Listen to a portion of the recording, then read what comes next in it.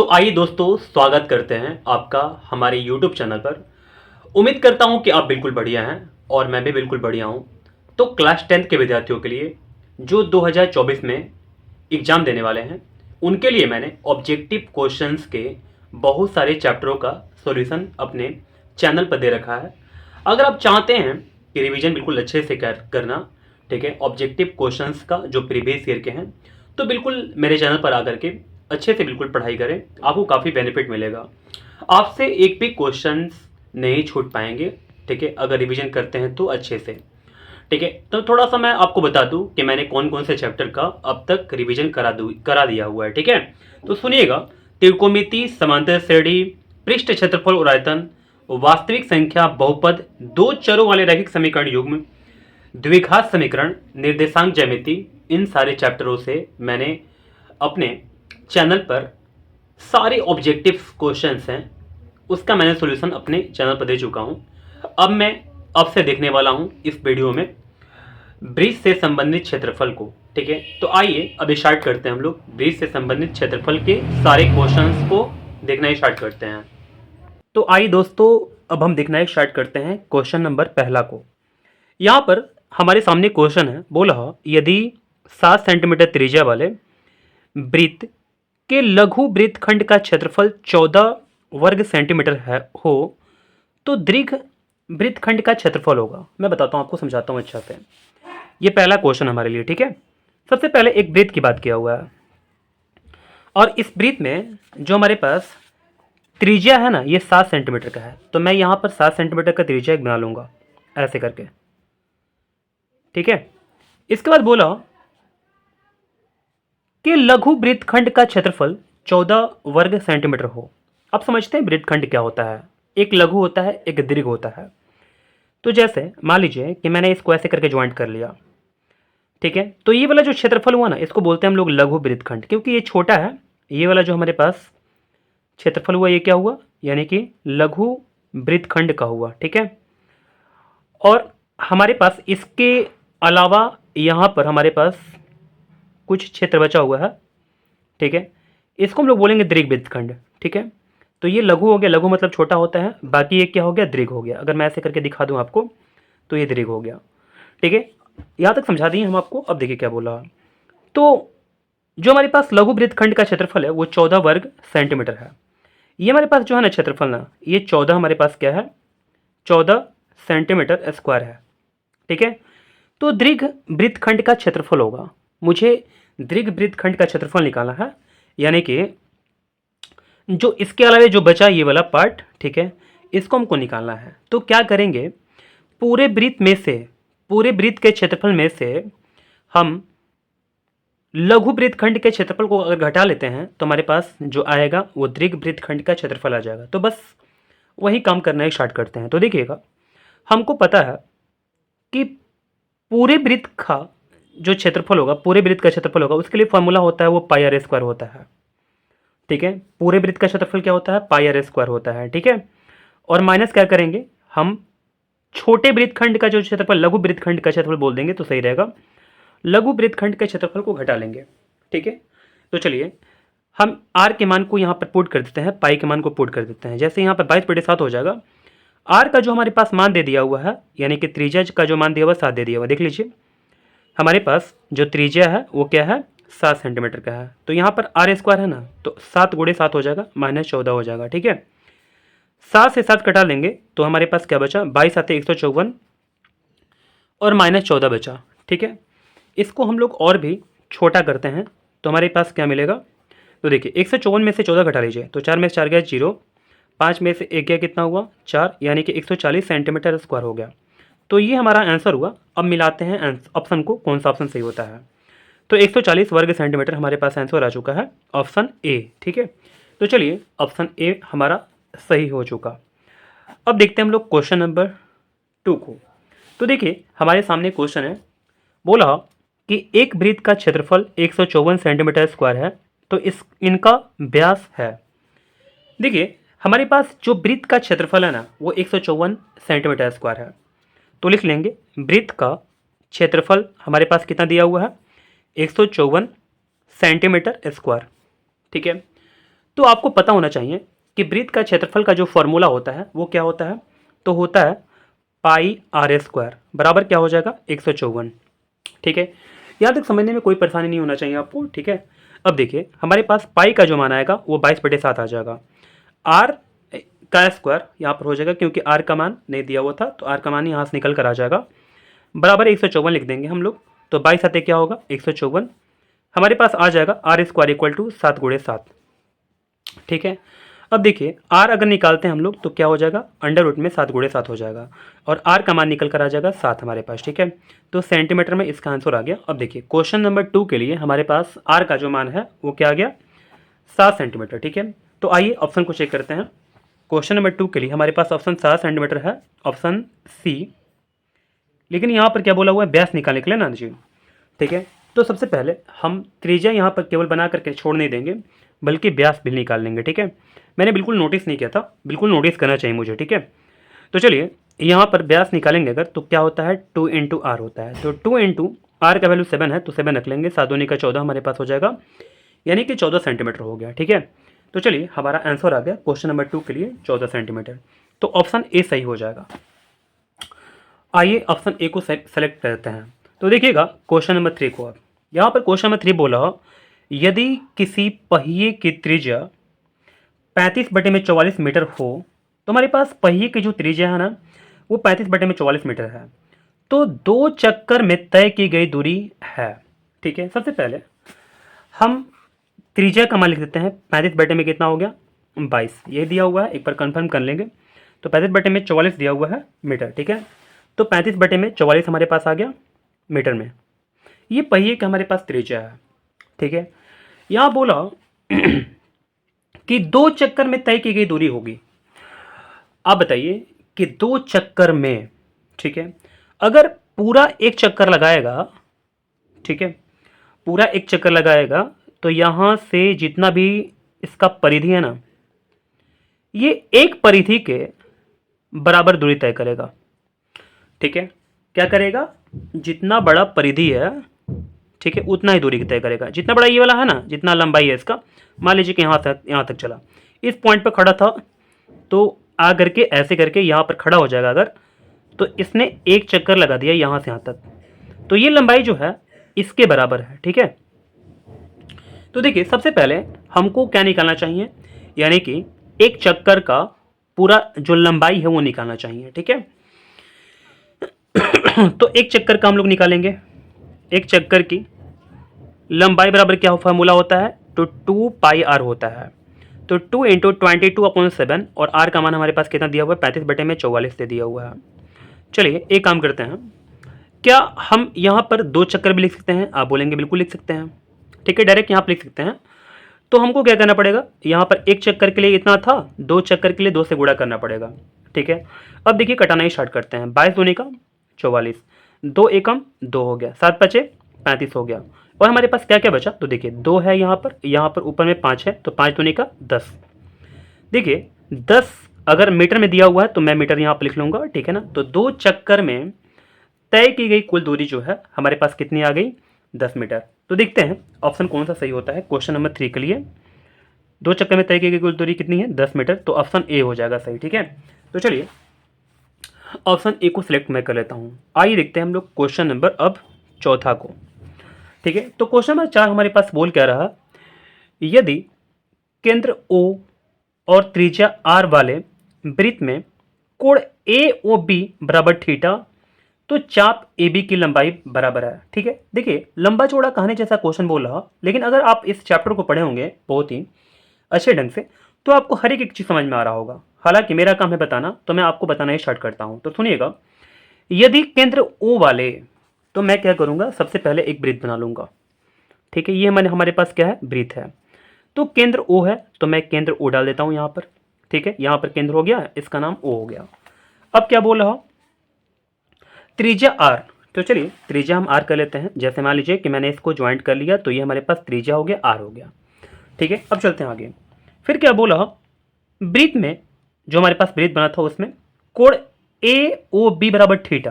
तो देखिएगा हमारे पास AOB बराबर थीटा हो गया। तो देखिए मैं बताता हूँ, यहाँ पर ए ओ बी कैसे बनाएंगे, तो देखिए यहाँ पर मान लीजिए कि ए है, यहाँ पर ओ है और यहाँ पर बी है, तो कोण ए ओ बी बराबर कितना हो गया, थीटा हो गया। ठीक है, अब आगे देखते हैं। अब बोला क्या, तो कोण ए ओ बी बराबर थीटा हो गया, तो चाप ए बी की लंबाई बराबर है, हमको चाप की लंबाई फाइंड करनी है। ठीक है, चाप आपको दिख रहा यहाँ पर, ये हमारे पास ए बी चाप है ना, इसका लंबाई कैसे निकाल पाइएगा। ठीक है, तो देखिए अगर हमारे पास दिया हुआ है थीटा का मान और हमारे पास त्रिज्या दिया हुआ है आर, हमारे पास दिया हुआ है आर ही है ना, त्रिज्या की जगह पर आर दे दिया, कोण की जगह पर थीटा दे दिया, हमको लंबाई फाइंड करना है, किसका, चाप का लंबाई फाइंड करना है। तो एक फॉर्मूला आता है, आप याद कर लेंगे और आज के बाद कभी नहीं भूलेंगे। ठीक है, तो चाप की लंबाई के लिए जो फॉर्मूला होता है वो होता है थीटा बटे 360 और 2 पाई आर। ठीक है, याद कर लीजिएगा, थीटा बटे 360 2 पाई आर हो गया। ठीक है, अब देखिए क्या हमारा इतना आंसर आ पाता है। देखिए आर की जगह पर मैंने आर रख दिया, थीटा की जगह पर थीटा रख दिया। ठीक है, थीटा बटे 360 और 2 पाई आर हो गया। तो देखते हैं कि क्या हमारा आंसर इतना आ पाता है। अगर सजा कर दिया रहेगा तो हम लोग थोड़ा सजा लेंगे। ठीक है ना, तो चलिए अब देखते हैं क्वेश्चन नंबर 4 को। तो हमारे पास आंसर आया हुआ ऐसे करके कुछ आ रहा है। ठीक है, तो देखिए पाई आर स्क्वायर तो होगा नहीं क्योंकि हमारे पास 2 पाई आर इसमें है। देख लीजिए इसमें तो आर स्क्वायर कहीं पर है नहीं, जो हमारे पास आंसर आया हुआ है। तो ऑप्शन ए को तो हम लोग सेलेक्ट बिल्कुल नहीं कर सकते हैं। पाई आर थीटा बटे 360, देखिए हमारे पास पाई आर थीटा बटे 360 तो है, लेकिन 2 भी साथ में है, तो हम लोग इसको सेलेक्ट नहीं कर सकते हैं, यानी कि ऑप्शन बी को भी सिलेक्ट नहीं कर सकते हैं क्योंकि उसमें 2 जो है वो हटा दिया हुआ है। आज देखते हैं हम लोग क्वेश्चन नंबर ऑप्शन नंबर 3 को। तो पाई आर थीटा बटे 180, तो थोड़ा सा देखते हैं, जैसे पाई आर थीटा बटे में 180 दे रहा, तो हम लोग कटा लेंगे यहाँ पर, तो 180 बार में कैंसिल हो जाएगा। तो हमारे पास आ गया कितना, पाई आर थीटा और बटे में कितना आ गया, 180 आ गया। ठीक है, तो हमारे पास ऑप्शन क्या हो जाएगा, ऑप्शन नंबर सी हो जाएगा। ठीक है, तो चलिए ऑप्शन नंबर सी हमारे लिए सही हो गया। ओके, तो देखिएगा ऑप्शन नंबर सी मैचिंग यहाँ पर कर भी रहा। ठीक है, आइए अब देखते हैं क्वेश्चन नंबर 5 को।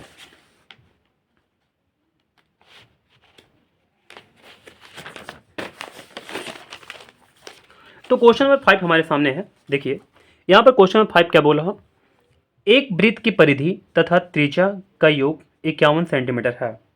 ठीक है, तो वृत्त की त्रिज्या है। देखिए आराम से पढ़ते हैं क्वेश्चन को ना, और समझते समझते चलते हैं, बनाते हैं, तो हमको समझ में आ जाता है। ठीक है, घबराना नहीं है क्वेश्चन से बिल्कुल। ठीक है ना, तो देखिए एक वृत्त की परिधि हमारे पास है तथा त्रिज्या का योग कितना है, यानी कि 51 है। तो थोड़ा सा लिख लेते हैं। देखिए हमारे पास जो परिधि है और जो हमारे पास त्रिज्या है, इस दोनों को जोड़ने के बाद कितना रहा, 51 सेंटीमीटर। ठीक है, अब देखिएगा, तो मैंने यहाँ पर 51 सेंटीमीटर लिख लिया। वृत्त की त्रिज्या हमको फाइंड करना है, तो वृत्त की त्रिज्या कैसे फाइंड करेंगे, तो देखिएगा परिधि का जो फॉर्मूला होता है वृत्त का, वो क्या होता है, 2 पाई आर, और त्रिज्या का क्या होता है, आर होता है, बराबर कितना हो जाएगा, 51 हो जाएगा। यहाँ तक कोई समस्या नहीं है। अब देखिए वैल्यू को रख देते हैं फटाफट, तो 2 हो जाएगा, 22 पाई का मान 22/7 हो जाएगा, और यहाँ पर आर हो जाएगा, प्लस आर बराबर 51 हो जाएगा।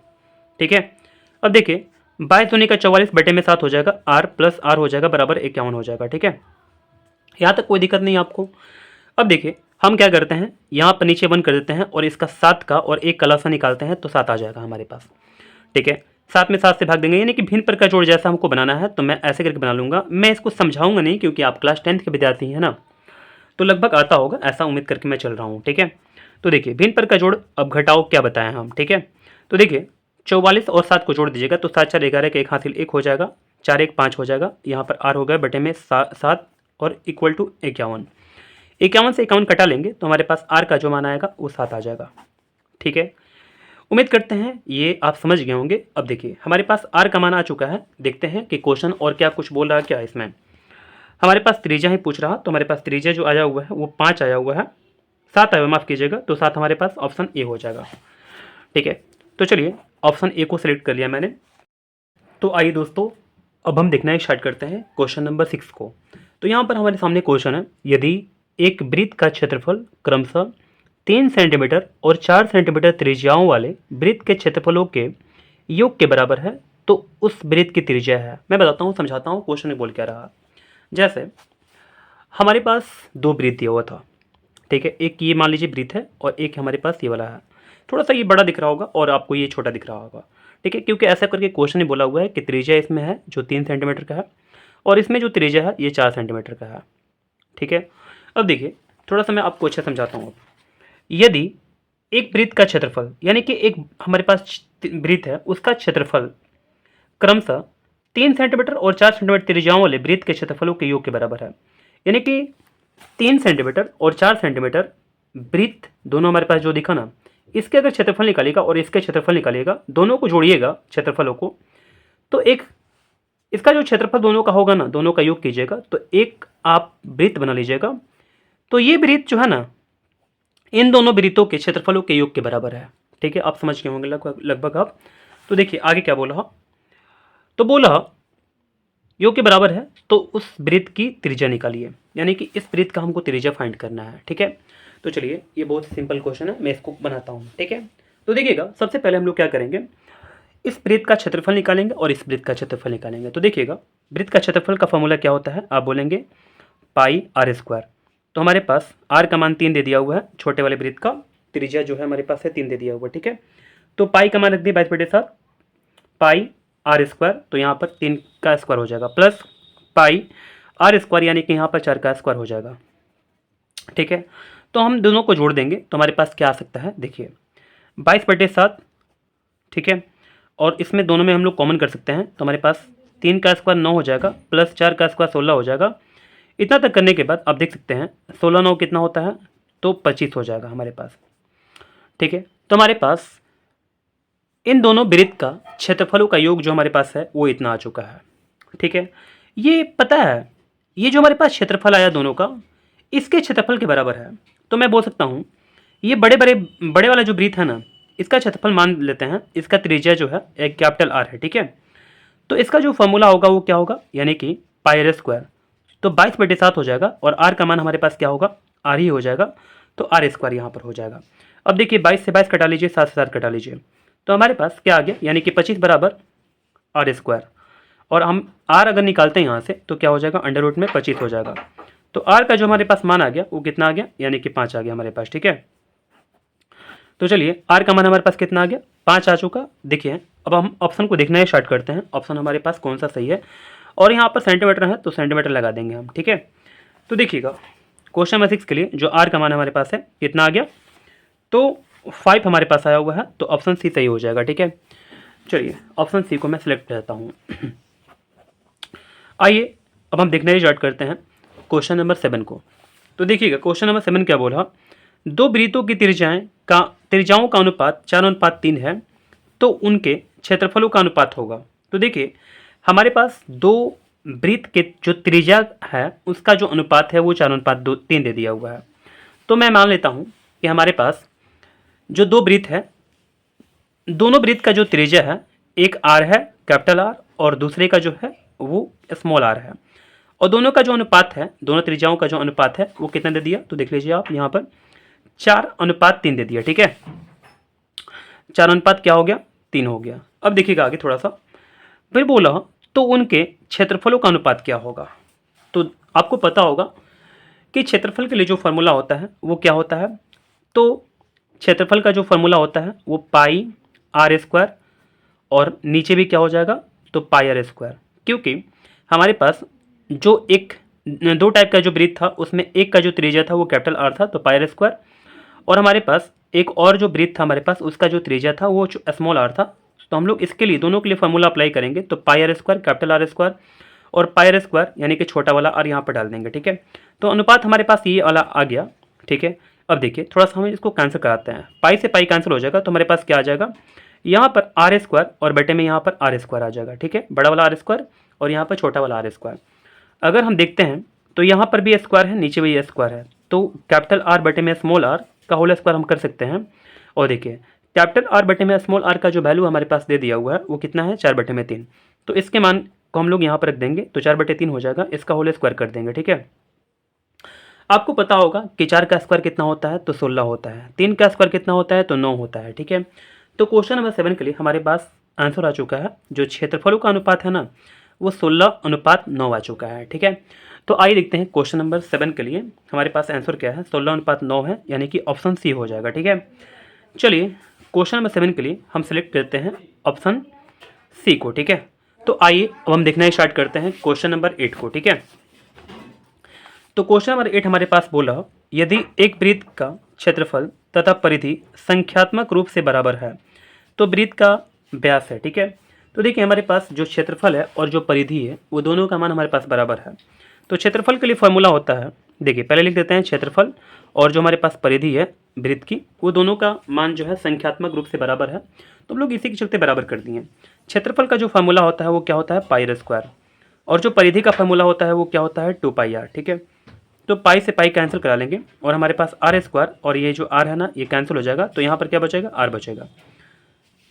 तो आर का मान हमारे पास क्या आ गया, 2 आ चुका है। ठीक है, तो देखिए हमसे पूछ रहा है कि व्यास क्या होगा, यानी कि डी क्या होगा।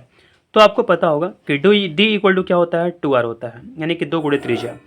तो हमारे पास 2 तो हो ही जाएगा, और r का मान हमारे पास क्या है, यानी कि 2 है, तो 2 दूनी के कितना हो जाएगा, 4 हो जाएगा। तो डी का मान हमारे पास कितना आ गया, 4 आ गया। तो क्वेश्चन नंबर 8 के लिए हमारे पास आंसर क्या आ गया, डी का मान यानी कि 4 आ गया। व्यास का मान हमारे पास 4 आ चुका है।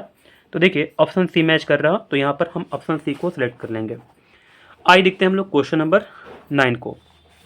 तो क्वेश्चन नंबर 9 हमारे सामने है, बोल रहा कि यदि किसी वृत्त की त्रिज्या 14 सेंटीमीटर हो तो वृत्त का क्षेत्रफल होगा। हमारे पास जो वृत्त की त्रिज्या है ना वो 14 सेंटीमीटर है, तो वृत्त का क्षेत्रफल क्या होगा। ये तो बहुत सिंपल क्वेश्चन है। तो देखिए आपको पता होगा कि क्षेत्रफल के लिए जो फार्मूला होता है वो क्या होता है, पाई आर स्क्वायर।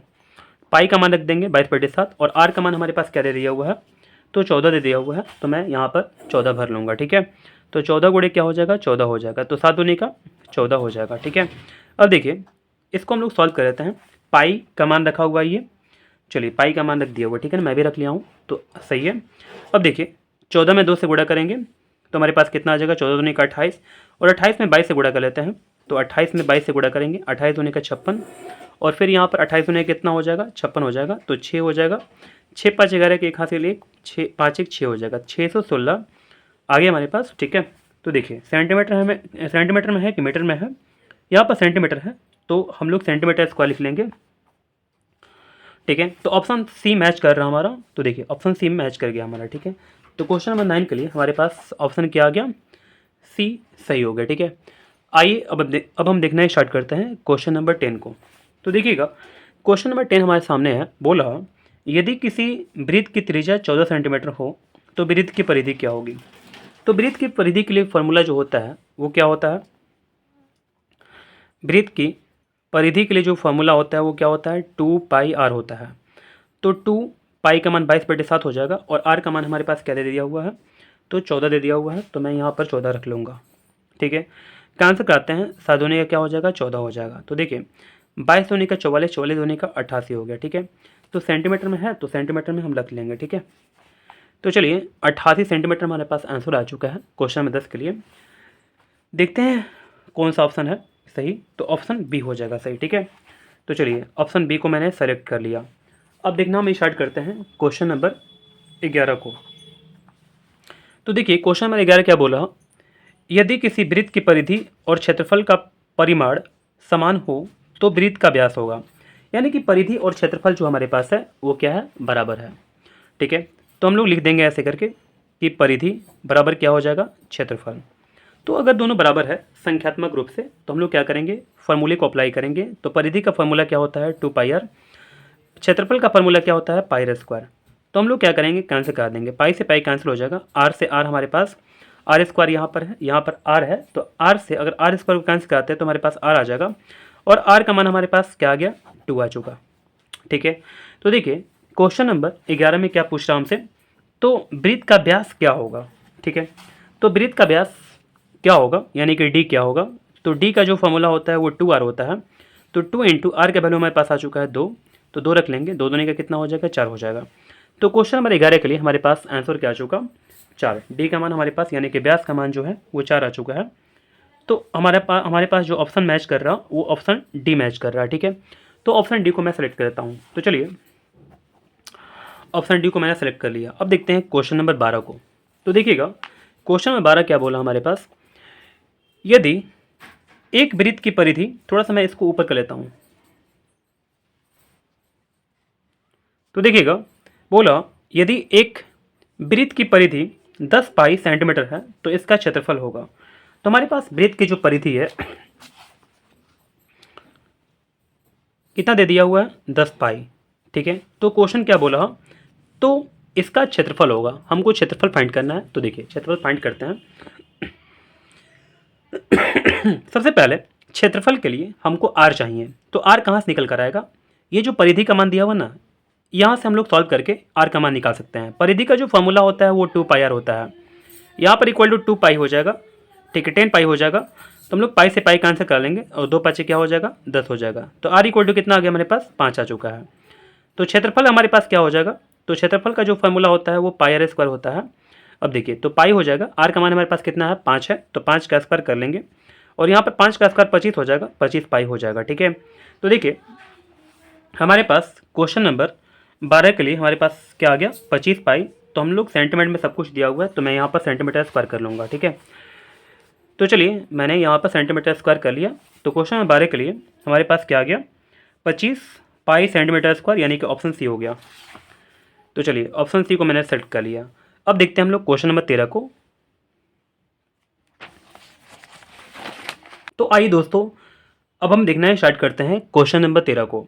यहाँ पर सामने क्वेश्चन है कि 4 सेंटीमीटर त्रिज्या वाले अर्धवृत्त का क्षेत्रफल होगा। ठीक है, तो सबसे पहले मैं अपनी कॉपी पर एक अर्धवृत्त बना लेता हूँ। ठीक है, तो देखिए मैंने यहाँ पर एक अर्धवृत्त बनाया हुआ है, इसका जो त्रिज्या दे दिया हुआ है ये 4 सेंटीमीटर का है। ठीक है, तो आप बोल सकते हैं कि ये हमारे पास क्या है त्रिज्या है, यानी कि 4 सेंटीमीटर का। ठीक है, कोई दिक्कत नहीं है आपको। अब क्या बोला, तो अर्धवृत्त का क्षेत्रफल क्या होगा, हमको क्षेत्रफल फाइंड करना है। आपको पता होगा कि अर्धवृत्त का जो क्षेत्रफल होता है वो क्या होता है। तो देखिए पूरा वृत्त का जो क्षेत्रफल होता है वो पाई आर स्क्वायर होता है, तो अर्धवृत्त के लिए क्या होगा 2 से डिवाइड कर लेंगे। ठीक है, तो देखिए अब हम देखना ही स्टार्ट करते हैं कि हमारा आंसर जो पाई में है क्या ऐसे करके है। तो सिंपल है, ठीक है ना, हम इसके सारे वैल्यू को रख देंगे। जैसे पाई का जो मान होगा वो 22/7 हो जाएगा। फिर हमारे पास जो आर स्क्वायर है ना ये 4 है, तो 4 गुणे 4 हो जाएगा। तो हमारे पास बटे में क्या है 2 है, तो मैं यहाँ पर 2 रख लूँगा। ठीक है, अब देखिए जो भी कैंसिल हो रहा उसको कैंसिल कराना जरूरी है, तो 2 से घटाएंगे, 2 दूनी का 4 हो जाएगा हमारे पास। ठीक है, अब यहाँ पर 4 दूनी का 8 हो जाएगा और 22 आटे कितना हो जाएगा 176 हो जाएगा, तो 176 बटे में 7 हो जाएगा। देखिए अगर सेंटीमीटर में दिया हुआ है यहाँ पर, तो हम लोग इसको सेंटीमीटर स्क्वायर में कर सकते हैं। ठीक है, तो 176 बटे में 7 हमारे पास आंसर आ चुका है। तो आइए ऑप्शन को देखना स्टार्ट करते हैं। 176 बटे में 7 यानी कि ऑप्शन डी हो जाएगा। तो चलिए ऑप्शन डी हमारा सही हो चुका। आइए अब देखते हैं हम लोग क्वेश्चन नंबर 14 को। तो थोड़ा सा बुक को हमको मूव कराना पड़ेगा। तो आइए दोस्तों अब हम देखना स्टार्ट करते हैं क्वेश्चन नंबर 14 को। इस वीडियो के लिए 2 क्वेश्चन केवल रह चुका है, तो फटाफट हम खत्म कर देते हैं। तो देखिएगा क्वेश्चन नंबर 14 बोला कि 12 सेंटीमीटर त्रिज्या वाले अर्धवृत्त की कुल परिमिति होगी। तो देखिए हमारे पास एक अर्धवृत्त है, जैसे आप देख सकते हैं यहाँ पर, जैसे मैंने अर्धवृत्त बनाया था, इमेजिन कीजिए कि आपके पास एक अर्धवृत्त है। ठीक है, तो मैं बना ही लेता हूँ तो अच्छा होगा। ठीक है, जैसे मैंने यहाँ पर एक अर्धवृत्त बना लिया। ठीक है, अब क्या बोला, तो इसकी जो त्रिज्या है ये 12 सेंटीमीटर की है, तो मैं यहाँ पर 12 सेंटीमीटर बना लूँगा ऐसे करके। 12 सेंटीमीटर त्रिज्या हमारे पास हो गया। ठीक है, अब क्या बोला, तो 12 सेंटीमीटर त्रिज्या वाले अर्धवृत्त की कुल परिमिति होगी। हमको कुल परिमिति निकालना है। आपको पता है क्या कि परिमिति का जो फॉर्मूला होगा यहाँ पर इस फिगर के लिए क्या होगा, यानी कि अर्धवृत्त के लिए क्या होगा। तो देखिए अगर हम पूरा परिमिति को देखते हैं, यानी कि वृत्त का कुल परिमिति के लिए जो फॉर्मूला होता है वो क्या होता है 2 पाई आर। लेकिन हमको क्या करना है, देखिए अगर पूरा बनाते हैं यहाँ से यहाँ तक ऐसे करके, तो अगर हम देखेंगे तो इसके लिए जो फॉर्मूला होता है वो 2 पाई आर होता है। लेकिन अगर आधा बनाएंगे तो हमारे पास आधा कैसे हो जाएगा, तो ये ऐसे करके हो जाएगा। तो इसके लिए जो फॉर्मूला होगा, तो देखिए आधा कर लेंगे तो हमारे पास 2 कैंसिल हो जाएगा, तो इसका जो फॉर्मूला आया ये पाई आर आया। ठीक है, पाई आर आ गया ना। अब देखिए हम क्या करते हैं, इसको अगर ज्वाइंट करेंगे हम, क्योंकि हमारे पास ये ज्वाइंटेड फिगर है, क्योंकि जब अर्धवृत्त आप लीजिएगा तो ऐसे करके लेना पड़ेगा, आप ऐसे बिल्कुल खुला नहीं ले सकते हैं। तो ये हमारे पास क्या है, यहाँ से यहाँ तक अगर देखते हैं तो ये क्या होता है, अगर इस फिगर में देखें तो ये पूरा क्या होगा, तो हमारे पास ये व्यास है। क्या है, जैसे मैं अगर आपको ऐसे करके दिखाऊं तो ये क्या है हमारे पास व्यास है। ठीक है, तो हम लोग यहाँ पर क्या कर देंगे +d कर देंगे। ठीक है, कोई समस्या आपको नहीं है। तो हमारे पास इसके लिए जो परिधि हमारे पास आ गया वो कितना आ गया, यानी कि पाई आर आ गया प्लस क्या आ गया हमारे पास d आ चुका है। ठीक है, चलिए इसके वैल्यू को हम लोग पुट कर देते हैं। हमारे पास जो त्रिज्या का मान है वो 12 दे दिया हुआ है, ठीक है। तो देखिएगा हम लोग त्रिज्या का मान 12 रख देंगे। तो सबसे पहले देख लेते हैं कि जो हमारे ऑप्शन में है वो पाई का मान रखा हुआ है कैसे छोड़ा हुआ है। तो पाई का मान ऐसे ही करके रखा नहीं है, ठीक है ना, ऐसे करके छोड़ दिया हुआ है। तो मैं भी छोड़ दूंगा, पाई का पाई रख दूंगा। और जो हमारे पास आर है वो 12 है, तो मैं 12 रख लूंगा। डी इक्वल टू क्या होगा, 2r होगा। तो 2 गुणे 12 यानी कि 24 हो जाएगा। यहाँ तक बात समझ में आपको आ रहा। अब देखिए हम क्या क्या करते हैं, 12 को और 24 में से दोनों में से कॉमन कर लेंगे 12 को। तो हमारे पास क्या बचेगा, पाई अंदर बचेगा और 12 दूनी का 24 यानी कि 2 अंदर बच जाएगा हमारे पास। तो हमारे पास जो आंसर आया वो परिधि के लिए क्या आया, परिधि बोला हुआ है कि परिमाप बोला हुआ है, परिमाप बोला हुआ है, ठीक है ना। परिमाप ही बोलना सही होगा, ठीक है। तो परिमाप का हमारे पास आंसर आ चुका 12 ब्रैकेट में पाई प्लस 2 आ गया, ठीक है। तो 12 ब्रैकेट में पाई प्लस 2 ये तो है नहीं, ठीक है। 12 ब्रैकेट में पाई प्लस 2 ये वाला है हमारे पास, ऑप्शन बी हो जाएगा, ठीक है। तो चलिए ऑप्शन बी सही हो गया। आइए देखते हैं सबसे लास्ट क्वेश्चन को इस वीडियो के लिए। तो देखिएगा क्वेश्चन में 15 बोल रहा कि एक वृत्ताकार वलय की बाहरी एवं भीतरी त्रिज्याएं क्रम से आर, कैपिटल आर एवं स्मॉल आर है, तो वलय का क्षेत्रफल निकालिए। मैं बताता हूँ वलय क्या होता है, हालांकि आप जानते ही होंगे, ठीक है, लेकिन मेरा काम है फिर से बताना आपको। तो देखिए सबसे पहले हम एक वृत्त बना लेंगे ऐसे करके, और इसके अंदर एक और छोटा वृत्त बना लेंगे ऐसे करके, ठीक है। आप देखते हैं ना ये वाला ना, ये वाला पार्ट जो है हमारे पास है ये वलय है। तो इसकी जो बाहरी त्रिज्या है, जैसे मान लीजिए कि यहाँ से ये सेंटर है और यहाँ तक हम बाहर तक निकाल देंगे, एकदम लास्ट तक एकदम पूरा पता है टच करा देंगे ना, तो ये कैपिटल आर है। और यहीं से अंदर तक रखेंगे तो ये स्मॉल आर है, ठीक है। बाहरी त्रिज्या कैपिटल आर और जो भीतरी त्रिज्या जो हमारे पास है स्मॉल आर है। तो हमको क्या करना है, इस वलय का क्षेत्रफल निकालना है, जो मैंने यहाँ पर कलर किया हुआ ना, इसी का क्षेत्रफल निकालना है। कैसे निकालेंगे, तो पूरे बड़े वृत्त में से, ठीक है, पूरे बड़े वृत्त का क्षेत्रफल में से छोटे वृत्त के क्षेत्रफल को घटा लेंगे तो हमारे पास वलय का क्षेत्रफल आ जाएगा, ठीक है। तो क्या करते हैं, सबसे पहले बाहरी पूरे वृत्त का क्षेत्रफल निकालते हैं। तो पाई आर स्क्वायर, तो आर का मान हमारे पास जो है वो कैपिटल आर है, तो आर स्क्वायर हम लोग कर लेंगे माइनस जो आंतरिक हमारे पास जो त्रिज्या है वो छोटा आर है, तो पाई आर स्क्वायर है, ऐसे करके लिख लेंगे। पाई पाई कॉमन हो जाएगा तो हमारे पास आर स्क्वायर और माइनस आर स्क्वायर हो जाएगा, ठीक है। तो क्वेश्चन नंबर 15 के लिए हमारे पास आंसर आ चुका है पाई ब्रैकेट में R square capital R square minus small R square. तो देखते हैं कि हमारे पास ऑप्शन कौन सा मैच करता है। पाई यहाँ पर तो ये ऑप्शन मैच नहीं करेगा क्योंकि यहाँ प्लस दे दिया हुआ है, ये भी नहीं होगा। ये हमारे पास ऑप्शन हो जाएगा pi capital R square minus small R square, यानी कि ऑप्शन सी हो जाएगा सही। तो चलिए हमारे पास ऑप्शन सी मैच कर गया है। उम्मीद करते हैं कि सारे क्वेश्चन आप बिल्कुल अच्छे ढंग से समझ गए होंगे, ठीक है, कोई आपको परेशानी नहीं हुआ होगा। और अगर परेशानी होता है तो आप कमेंट बॉक्स आपके लिए खुला हुआ है, आप कमेंट में अपने डाउट्स को रखें, जो भी डाउट्स है आपके, ठीक है, जिस क्वेश्चन को लेकर के डाउट है, ठीक है। और बिल्कुल मन लगा कर पढ़ते रहिए, ठीक है, आपका एग्ज़ाम बहुत ही नज़दीक है। तो चलिए हम मिलते हैं अब अगली वीडियो में।